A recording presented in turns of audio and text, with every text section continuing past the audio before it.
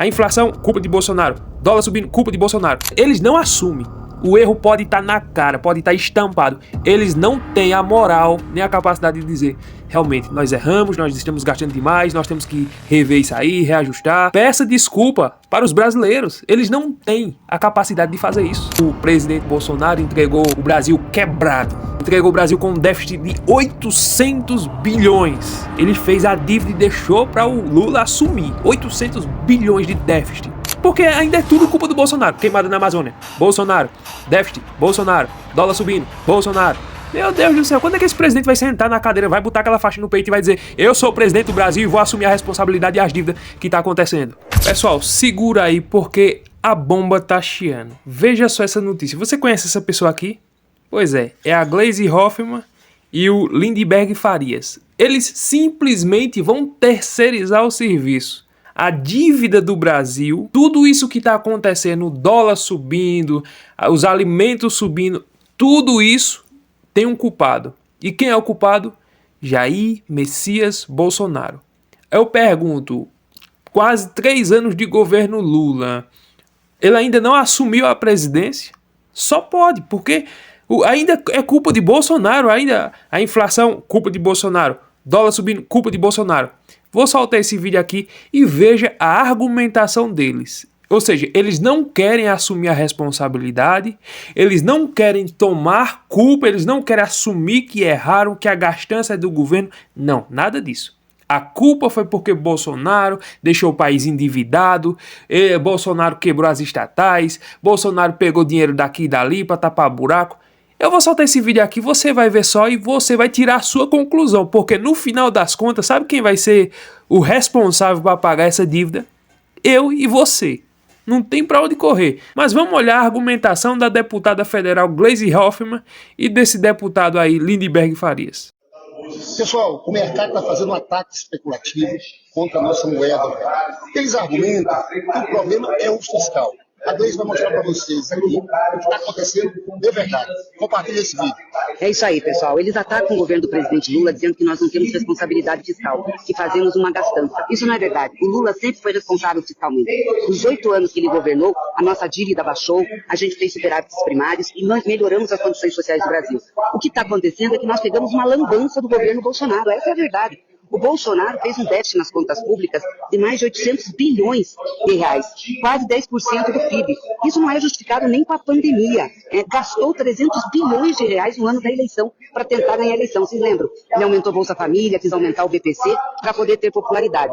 E além disso, tentou esconder esse rombo todo com ajustes e com manobras nas contas públicas. O que ele fez? Deu um calote nos precatórios, deixou de pagar mais de 90 bilhões de precatórios, pegou o dinheiro da Petrobras, os dividendos e juros da Petrobras para botar nos cofres públicos e não deixou a Petrobras investir, vendeu a Eletrobras para ter dinheiro e mesmo assim teve esse déficit. E olha, Bolsonaro não reajustou o salário mínimo, Bolsonaro cortou os pisos da saúde e da educação e dificultou muito a aposentadoria das pessoas e o BPC. Então, tudo isso sem gastar com o povo brasileiro e deixando esse rombo. Então, o esforço agora do governo, inclusive com essas medidas, é para consertar essa lambança. Agora, deixa eu falar para vocês. Olha, o déficit primário no ano passado foi de 2,1%, incluindo os precatórios. 230 bilhões.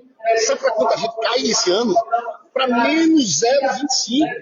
Então, eles dizerem que não tem esforço fiscal desse governo é um dos maiores esforços fiscais do mundo.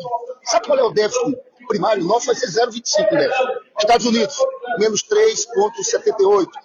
É interessante, né? Ela diz que o Lula é muito responsável. Veja só, o Lula é honesto, é muito responsável. Ele sabe governar. Os 8 anos de governo dele, que ela tá falando lá de 2002 a 2010, foi os melhores anos onde ele entregou o Brasil crescendo, prosperando. Ou seja, ela quer dizer nesse exato momento que o Lula tá fazendo tudo certinho, o Lula tá economizando.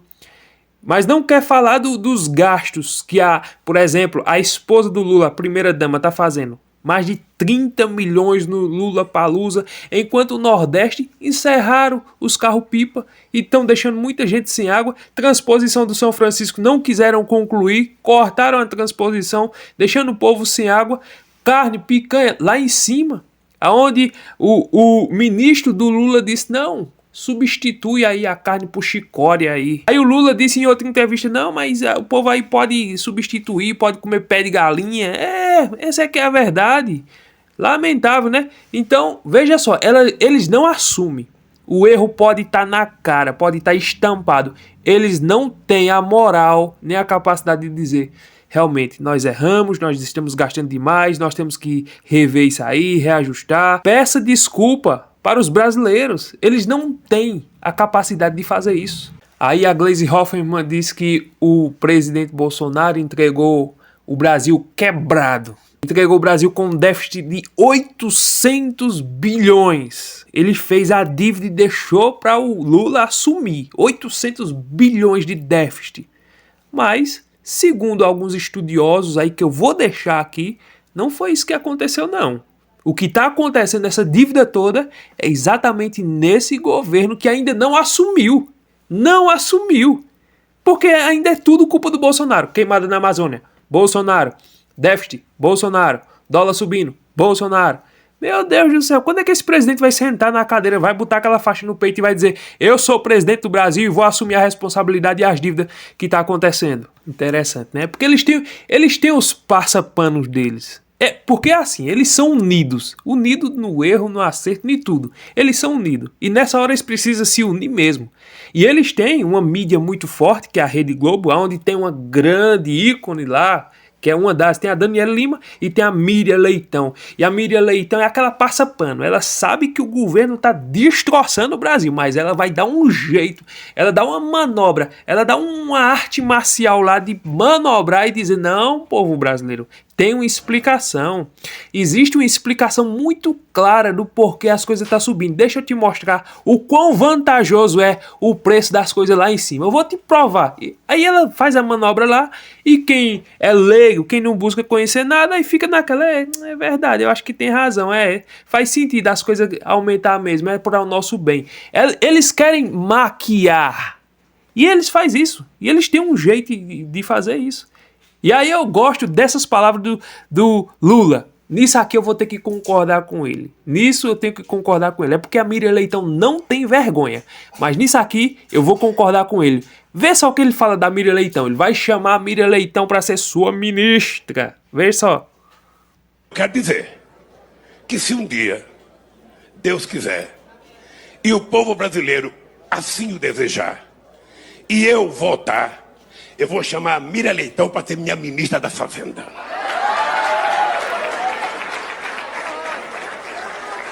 Porque eu nunca vi ninguém dar mais palpite errado do que essa mulher. Eu sinceramente não sei como é que a Globo mantém uma pessoa que não acerta uma. Quando a gente estava no governo, a crítica era pela desgraça. Agora é tentando achar um jeito de vender uma coisa que não existe. Então me parece que eu preciso dar uma chance a essa moça. Ela que se prepare. Ela vai ter que dizer. Agora deixa eu botar um deputado aqui de respeito, que na minha opinião é um deputado de respeito, o Gustavo Gaia. Olha as verdades que ele vai falar sobre o governo. Aquele escancara mesmo, né? Não é questão de ideologia, não. É o que está nas matérias, é o que sai no jornal. Eles põem exatamente a realidade. É isso que eles querem esconder de você. Olha isso aqui.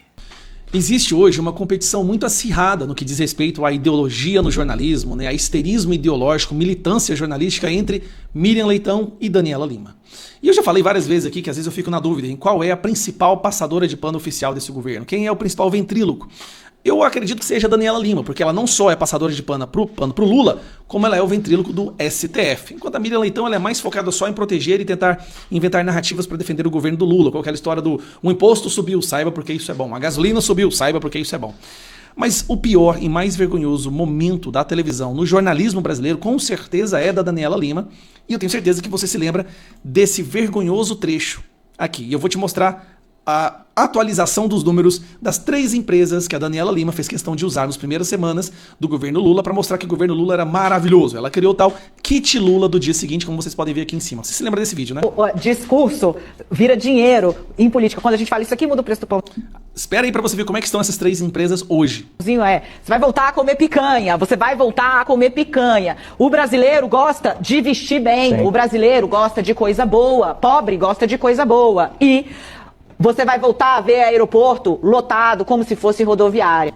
Você vai voltar a ver aeroporto lotado como se fosse rodoviária. Esse aí foi um dos momentos mais tristes do jornalismo internacional, não é só brasileiro não.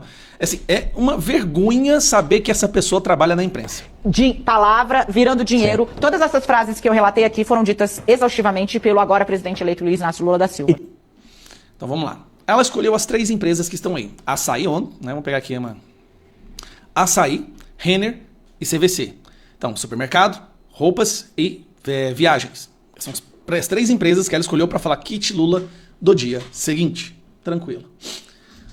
Aí eu vou e pego aqui no XP, no Infomoney, como é que estão essas empresas hoje. Vamos dar uma olhada? Açaí, tá vendo aqui, ó? Essa aqui é a empresa Açaí. Somente esse ano, olha aqui embaixo aqui, ó. Aqui embaixo. Somente esse ano, ela perdeu 56,39% do valor dela e somente esse mês, 10%. Somente esse mês ela perdeu 10%. A outra era a Renner. Vamos ver como é que tá a Renner. Olha a Renner aqui embaixo. Tá aqui, ó. Só você olhar aqui embaixo. Este ano ela perdeu 19,55% do valor. Apenas esse mês.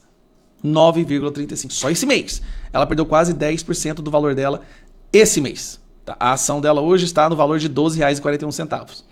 E se a gente for agora na CVC, né? Pobre gosta de viajar. Você vai ver o aeroporto lotado igual a rodoviária. Olha aqui embaixo. Este ano, variação 2024, ela perdeu 60% do valor. Aí esse mês, 41%. Olha isso aqui, cara. Olha a loucura que tá a situação. E só agora, hoje, agora são nem meio-dia, Olha isso aqui, cara. A ação da CVC tá valendo R$ 1,41. Agora, eu quero mostrar para você como que ficou interessante isso aqui. Olha só.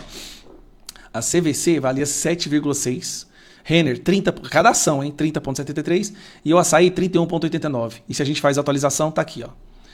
Açaí foi de 31, hoje vale R$ 5,79, perdeu 81% do valor. A Renner, que valia 30, hoje vale 12, perdeu 58% do valor, 59 arredondando. Agora a CVC, rapaz, olha, de 7,6 foi para 1,55, a ação perdendo 78% do valor. Então a gente saiu do, olha como tudo vai dar certo, Lula falou e vai vir, o pobre vai ter tudo, para o pobre tá passando necessidade. Pois é, povo brasileiro, tá aí. Guarde aquela frase com você, a esperança é a última que morre. Eu acredito nessa frase, mas pelas coisas e pelo andar da carruagem, nós vemos que essa esperança ela está sendo enforcada, ela está sendo subjugada. Eles querem que a esperança continue ainda sendo Lula. A Gleisi Hoffmann saiu aí na imprensa aí que a Gleisi Hoffmann talvez saísse candidata a presidente em 2026. Mas ela disse lá, postou lá no Twitter que ela não vai sair candidata. O candidato dela ainda é Lula. Então, vê só. Existe a possibilidade do Lula disputar a sua reeleição. Ninguém vai negar isso aqui. Não, nós não vamos negar os fatos.